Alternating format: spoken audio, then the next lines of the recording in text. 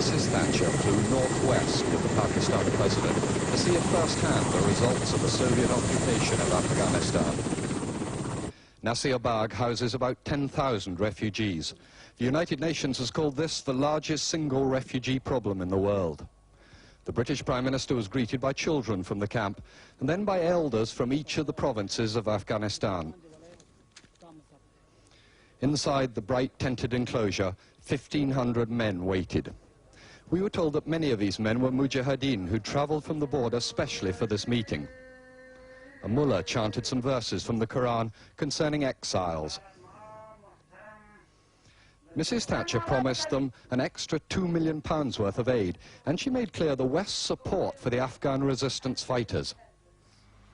I want to say that the hearts of the free world are with you, and with those of your countrymen who have stayed... And that gained her ringing shouts of support. That was an all-male audience. Afterwards, Britain's first woman Prime Minister met the leaders of the refugee women, but that meeting was private. After lunch of curried goat, Mrs. Thatcher and General Zia flew northwest up the Khyber Pass, the ancient route through the mountains to the Afghan border.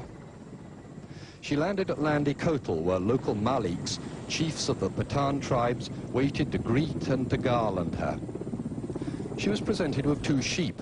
The Prime Minister patted them to signify acceptance. She said, "Look after them for me," a little optimistically, because tomorrow is an important feast day.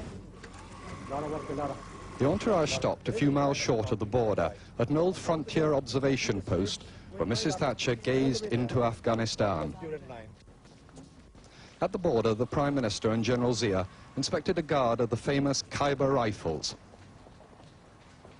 Then there was a strange little cross-border incident. 3 Afghan soldiers shook hands with the Pakistani president, but there were no Russians around.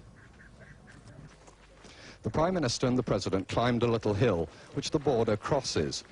As the crowd pressed around her, the Prime Minister may accidentally have stepped a few feet into Soviet-occupied Afghanistan.